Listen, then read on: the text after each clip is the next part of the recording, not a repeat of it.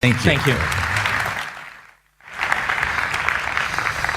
Şimdi iki konuşmacıyı davet edeceğim. Onlar beraber gelecekler. Biz bu defa burada oturacağız. O kırmızı koltuk benimkiymiş. Matthijs Van Dijk'e ve Christien Meindertsma getireceğiz buraya. Neredeler? Buradalar. Christien Meindertsma, designer, tasarımcı. Flox'tan geliyor. Matthijs de the green ones please. Matthijs de makine mühendisi. O da tasarıma girmiş bir zamandır. Burada anlam nasıl yaratılırmış ona bakıyorlar. Yani nereden anlam çıkacak ve sürdürülebilirliğin bir yerden sonra kritik olarak, eleştirisel olarak ne olduğunu söyleyecekler. Buraya bir anlam koymaya çalışacaklar. Bu çok önemli. Şimdi beraber yazdıkları Tasarımda Vizyon adlı bir kitap var. Beraber Van Dijk'in, Profesör Van Dijk'in, Matthijs Van Dijk'in, Profesör Paul Hackert'la birlikte yazdığı Tasarımda Vizyon kitabı geçen yıl yayınlanmış. Kendisi KVD ve NWXC Tasarım grubunun da kurucu üyelerinden birisi. Akademik olarak Delft Teknoloji Üniversitesi'nde. Christien de bir zamandır Concern of Belonging üzerine çalışıyor. Hem raw materials'ın, ham maddelerin ve ondan sonra da product'ların ne kadar yaşadığı üzerine çalışmaları var. Sadece endüstriyel değil, bunların sürdürülebilirliği ve life cycle analizine de bakıyor. MoMA'da yayınlanmış çalışmaları. VA var, Cooper Hewitt Design'da yayınlanmış. Son kitabında da 3 tane ödül kazanmış. Eindhoven Design Akademi'den mezun olmuş. Ben ikisinin arasına gireceğim. Ondan sonra önce bırakacağım sözü Profesör Matthijs Van Dijk önce konuşacak. Sonra Christien'le konuşacağız. Welcome, please. Thank you. So, I like to walk. So, is that okay for you? Yeah, okay, thanks. Thank you for the introduction. We do our presentation together today, so me together with Christien Meindertsma. So we kind of came up with this story, and it's very much related to the work what I do on the university and what Christien does with her work.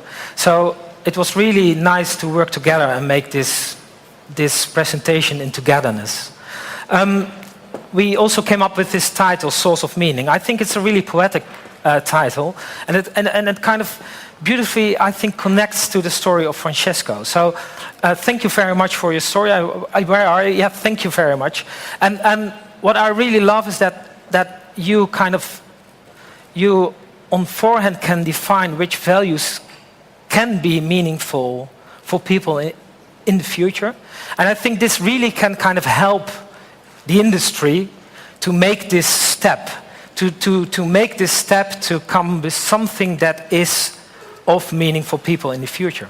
We want even to make one step further. So we even dream further than the step of Francesco's. Because I think that when you talk about values, that I myself do not believe in predefined values. Because I think values only become kind of meaningful in context.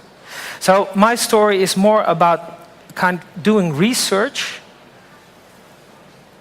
And the research is not about what you want to design. It can be a building or a policy or a service. I do not care. But the research is about how the world develops in the future at first. And I think based on that understanding, you can take a position. And I think this is the most important step to take as a designer in this world, to take a position.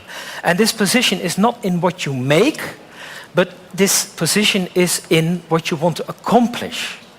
So it is on a human level. You define on forehand as a designer what you want to accomplish with people.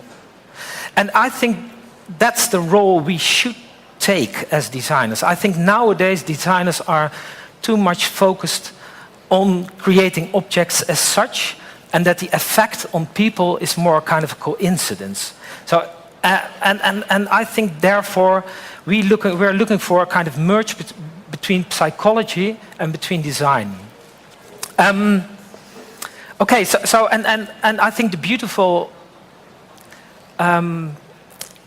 so the beauty, what I'm talking about, there was this article in this Dutch newspaper, and it was a discussion between, it was a difference between hope and responsibility. So there was two philosophers kind of arguing on what is the most important, hope or responsibility. And hope is something for the future, and responsibility you take in the present. And I hope we can kind of merge the two concepts together. So hope and responsibility, I hope, come together, because we first have to think of what we are heading for, and then we have to take the responsibility, what it means nowadays. So that's why I am looking for this synthesis of hope and responsibility. So the sound is a bit strange, or is it okay? Okay, thanks. So going back to we as designers becoming psychologists, I really want to learn from universal principles. So there's so much knowledge on how people behave and what is the driver behind their behavior. So this is a list. It's a result of research from psychologists, and these are all concerns that can be awakened within people. So people, so as you, as me, there's all kind of underlying concerns that can be awakened, and they become meaningful if they're relevant in context. And what I'm intrigued by is that we as human beings, on the one hand, are egocentric, but on the other hand, we also tend to look for this social coherence. But which concern is the most relevant for the design we make? And this is what I'm intrigued by. So when you design from a human perspective, it's not that you believe in the most perfect human at first, because humans in general are not perfect. And this is what we have to accept, I think. So I show you this image because I think our task is, as designers, to understand which concern has to be addressed with the design task we were given by our assigner. And this is the research what I was talking about. And there's two concerns already kind of colored, and this is of course where my story is all about. And this also kind of refers to the work of Christien. Because we always talk about sustainability, and I'm not a sustainability expert really myself. I'm more an expert on people, or I'm becoming an expert on people because I constantly learn, and I come from the field of robotics, so that's strange. So first I made these machines, and I'm kind of interested in, but why do people do what they do? So I thought, but maybe in this discourse about what sustainability is all about, maybe we first have to think of what sustainability on a human level means. And I think it's all about meaning. So if an individual doesn't kind of value what he is encountered with as meaningful, he will reject it. And it can be a beautiful, sustainable car. It can be very ecological friendly, but if he's not accepting it, it is meaningless. And I think that's the very important message of today. If people do not accept it, it is meaningless. So you have to understand exactly what the drivers are behind human behavior. And for me, sustainability in that way, it is the step from the present to the future. So it is to understand what is of meaning for people, not today, but tomorrow. And this is what we have to do predictions on. So as a designer, we are making predictions for a future. And the beautiful thing, of course, is that in doing these predictions, we steer the world also in that direction. So we create this world together. So we have an enormous responsibility. And that is what I really love, but it is something you have to accept. And I want to, in the end, so when I'm kind of old and gray, I'm already gray, but when I'm old and gray, all the things I've been kind of been designing, I want to understand what the reason of the design behind the object was. Because I think we are too often just making things. Stop with it, please. So what my opinion is that, so this research, it's about understanding the future world, and I kind of show you this image, and this image is I think the pivotal point of the book I've been written with my colleague Paul Haggard. It's about how to design for a future, because we always talk about design, but how to do it. And I think that's an important step as well, that I have to give tools to do it. And what we say is that, okay, design, it's not about kind of, so if you see this image, I will just talk about it in a few, only in 1 minute or so. But I think the main message is that design is not coming up with an alternative in relation to the present. So you're not making a shift on a product level and then analyze it and come up with something new. No. You have to understand a future world. You have to understand how you want to react on it. In that case, you understand what kind of relationship you want to kind of make happen between people and the object to design. And then at the end, you design the object. So the object is just an instrument. So it's almost irrelevant. So it's almost a joke. And that's funny, isn't it? Because at first it's about, but how do people experience what you design? Because that is what design is all about. So going back to Christien, what intrigues me, she kind of brings in this extra layer of meaning. And the extra layer is about that you understand exactly where things come from. And she will show it. She will show it in her with the project she have been doing the last years. So I will not explain it. But what kind of intrigues me is that, so I think the concern of belonging becomes more and more important. So people want to understand why they are on Earth. So and what I really like is that because of that, you exactly want to understand where things come from, but also not only where things come from, but what materials were used and what a material is, to understand what Earth in general is all about. So it's kind of philosophical, but again, I think this is what we're heading for. It's this kind of longing to understand that we are connected to the world, instead of longing for this new consumption good, because I think that's not interesting at all. So I see meaning on this multiple layer kind of level. So of course it's about the sustainable performance of the object, but again, all the people who contribute to the development of it, this is what you want to experience also. And the good thing, these people, they work together, and because they're working together, they create their own reason of existence. So making something is not something only to make another person consume something. No, it's something where you live yourself. So it's your own raison d'être. And in the end, it is about the earth and all raw materials, that kind of where everything's come from, where you connect again. And I feel that this is what we have to start kind of working on again, that everything is transparent. So I think using products just as I think it's too simple. I think in using, you kind of express your own raison d'être. It is because you are using a product, you can exist yourself.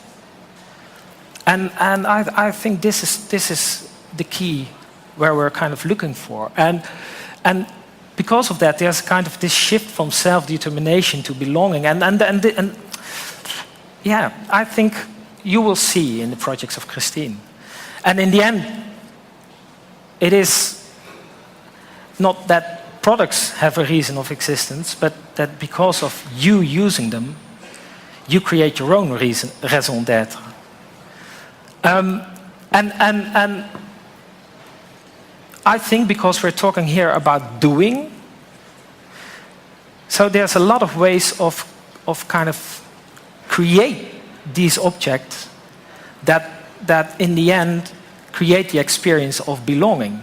So you can do a kind of hardcore scientific research on this new world, but you can also do what Christien is doing. She's kind of in the world, and she's playing with the world, and in playing she discovers. So I think this is the introduction to Christien, and thank you very much. I hope you like what she's doing.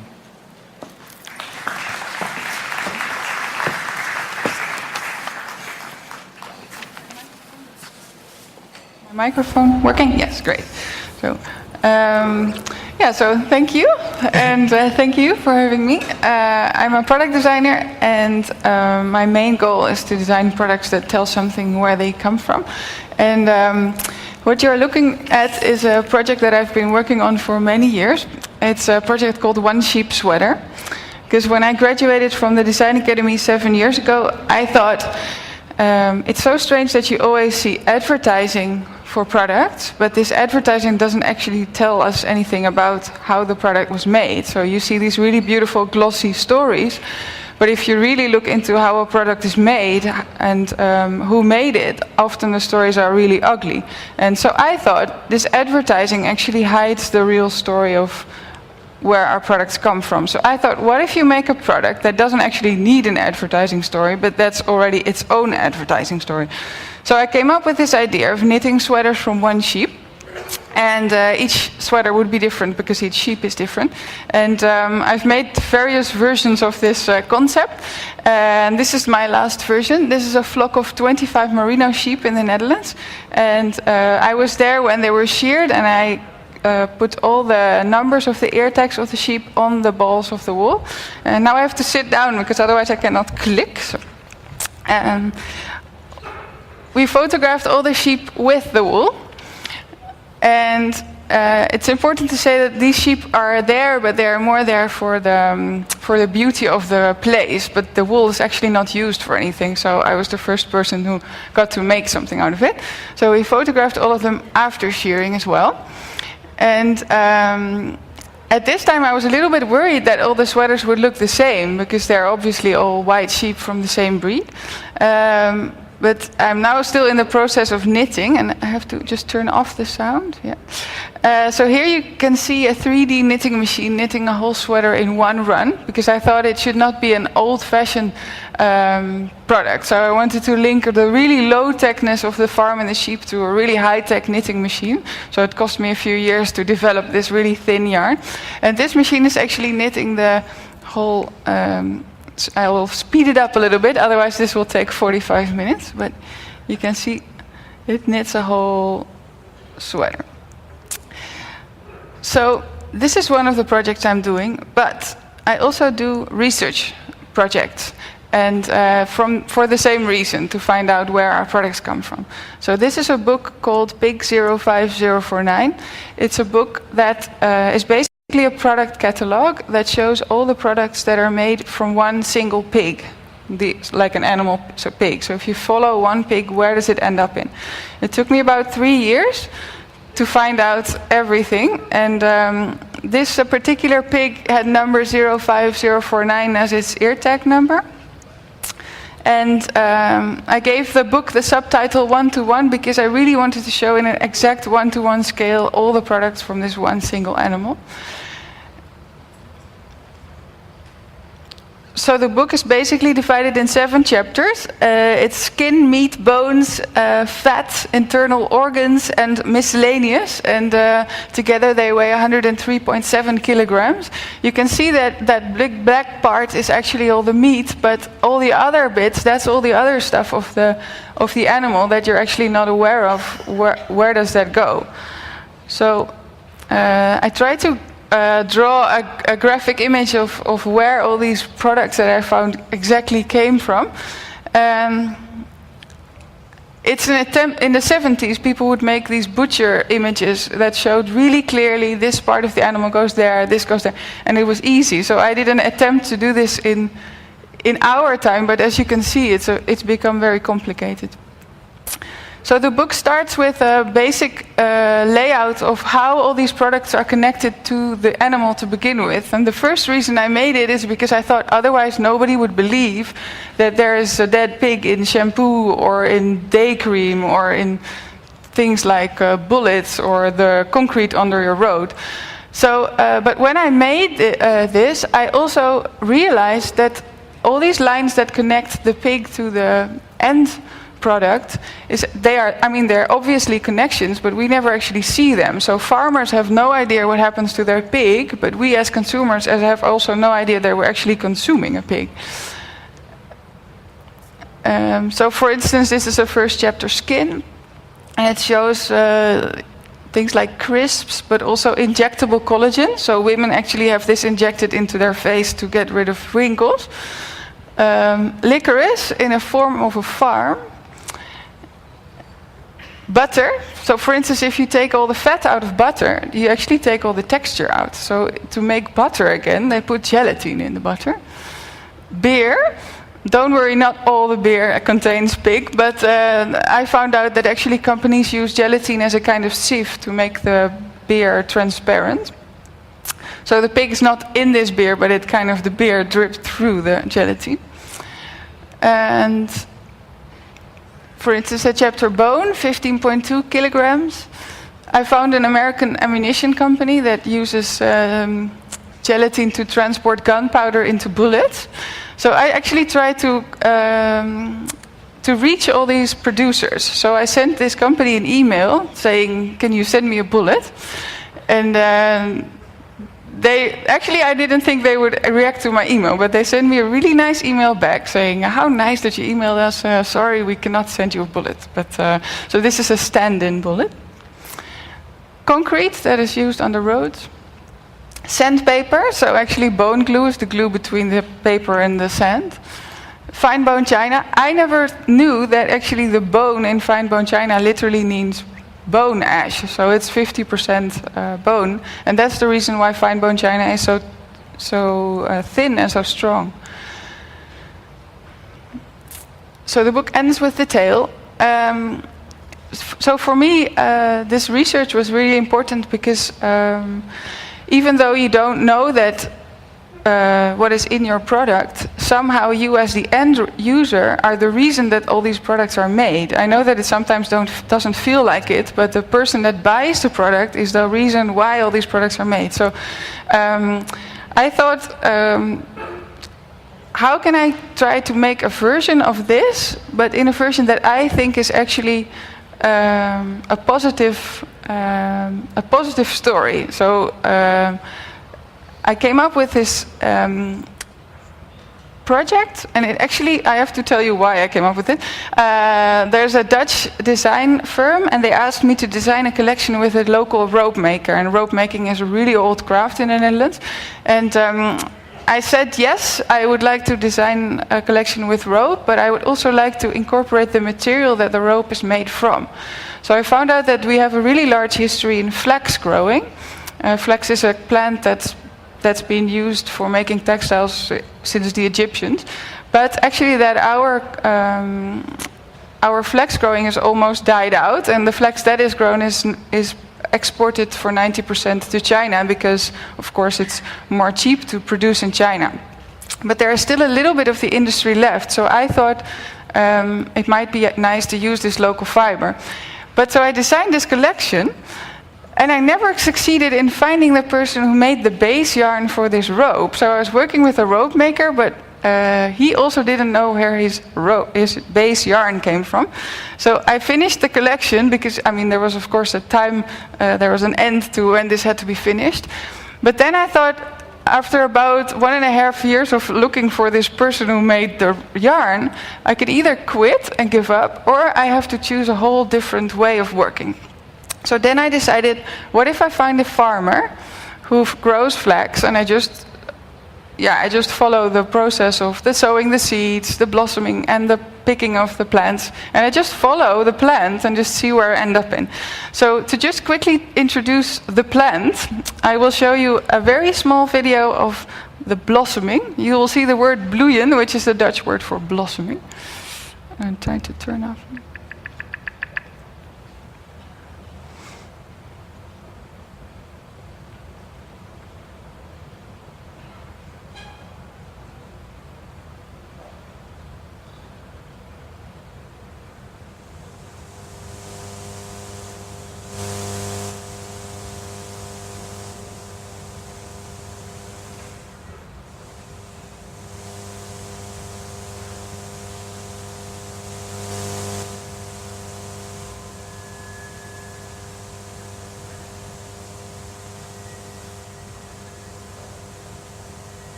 So each flower only blossoms for 4 hours. So there's one day a year when this happens. And what is really nice about this plant is that it is super environmentally friendly. So it hardly needs any chemicals, or it doesn't need anything basically. And what is really special about flax is to get the fiber out of the plant. They don't do this in a factory, but they pick the plant out of the ground. They have a special machine that takes all the linseed out, so that is used for food, but also for making paint. And then the machine puts the plant back on the land, and it just stays there for 3 weeks. And under all the moist and the rain, the fiber slowly lets go of the woody part of the plant. So what I'm going to show you now is a small video of the farmers picking the plant and laying them down on the ground. It takes about 3 minutes. Oh, it's not working, the sound?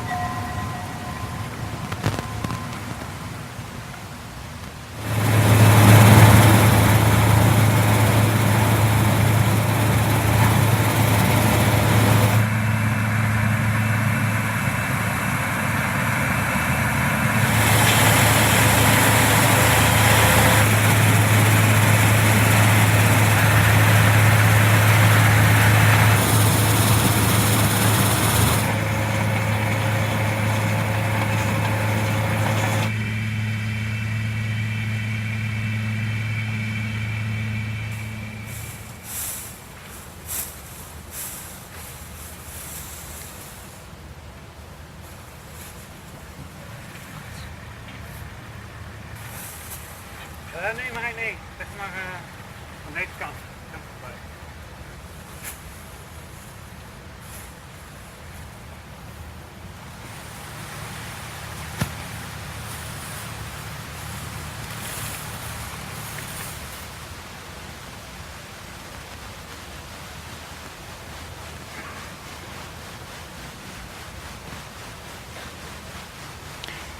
So me and filmmaker Roel van Toer followed this farmer for a few months, and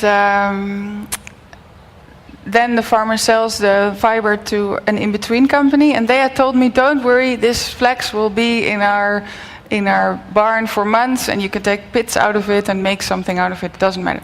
But then a week later, they sent me an email with, "We have a Chinese buyer. So do you still want to have this flax or not?" So because we got so attached to this specific material and I really wanted to make something out of it, I decided to buy the whole harvest.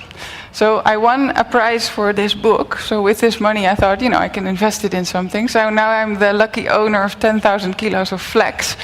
And I'm developing it myself. And from here on it went into various directions. So the finest, the most sort of highest quality that you can make of it is a really thin yarn. So from this really thin yarn, I wanted to weave my own kitchen towels and napkins. And to make it good enough for the really fine weaving machine, I had to go to numerimetric 26, which is a super fine yarn. And I found the last company in Europe that can still make this. And just to show you an end product, I made these damask woven napkins out of it. And they're all patterns based on the whole process of growing flax. So I used the blossoming, the picking of the plants, the retting that you just saw, and the images of the plot of land itself. So here you see the land with all the bales of flax on it, and use that for weaving the fabrics. And what for me really illustrates the meaning of this product making was a moment where the flax was being woven, and I invited the farmer to come look. And he saw this fabric on the weaving machine, and he was kind of petting it and saying, "I've actually never seen anything made of my crop." So he sold it, and somebody told him it's a 6. So a 6 is like, it's not really that good. So this is, as you can see, a really perfectionistic guy who makes really straight lines. So for him it was really harsh to hear it's a 6. But then when he saw this fabric being woven, he was super proud that this actually came from his land. So for me that made it a meaningful project to start with. So thank you. That's it. Thank you, Matthew. Well, I think burada iki şey var. Bir tanesi meaning var. Bir tanesi de yani sustainability, sadece sustainability olarak düşünmek değil, devamında nereye getirmek var. Bir meaning, anlam koyabilmek var. Anlam koyduktan sonra da işte bunu yayma var. Burada benim gördüğüm Christien'in yaptığında sonuçta ta çiftçilere, o domuzla uğraşan yetiştiricilerin sonunda tekrar başka bir şekilde sistemin içinde oluşunu gösteriyor. Yani bu sadece bir örnek tabii. Bizim yapabileceğimiz başka şeyler de olabilecektir. Sadece İstanbul değil, genelde Türkiye ve dünya açısından. Soracak bir soru varmış seyirciler arasında acaba. Çok az zamanımız var. Let me ask one question to both of you. Maybe Matthew can answer. What's the reason you work together? Niye beraber çalışıyorlar? Niye bu sunumları beraber yapıyorlar? Aslında bu beraber yapabilmek, why you do this is important because this also shows it's sharing. Just like Francesco mentioned in the beginning. Daha önceki konuşmacının söylediği gibi bir yerden sonra paylaşımcılık da önemli. Beraber yapmanın bir anlamı var burada. Ben bunu sorayım bir. Yeah. I think it's quick answer. So we met each other 2 years ago, and I think we have the same goal but work in a different way, and that's really kind of interesting for me as well. So it's really good to meet someone with the same philosophy but with another way of working, and because of seeing what Christine is doing, I can also kind of rethink what I'm doing at the university myself. So it's really good to see someone doing, really doing, because thinking is not good enough. We all know. With thinking, nothing will happen. But she actually kind of, yeah, is part of her philosophy herself. Yeah. So that's my answer. So, Christien? Yeah, and for me it's more. For me, it's more the other way around. So if you're always doing, I mean, you have your own thoughts about what you're doing, but it's very nice if somebody can actually put it into a context. And yeah, it's a little bit the opposite and the same, which is valuable, I think. Bu soruyu sormak istememin nedeni bir yerden sonra hakikaten bir yerde birileri düşünüyor, birileri vizyon koyuyorlar, ileriye gidişten bahsediyorlar ama ondan sonra başkaları da elini taşın altına koyuyorlar. Bunların beraber olması lazım ki sayı büyüsün. Bunu sormak istediydim. Aslında bunun örnek olarak görülmesi çok önemli. Belki biz de bir şekilde bunları tekrarlarız, emile ederiz bundan sonraki zamanda. Zamanımız aşıyor zaten. Ben burada durayım. Kahve molasına geçelim. Kahve molasında müsaade ederlerse birkaç dakika kısa yapalım. Sizi çağıracağız tekrar. Teşekkürler tekrar.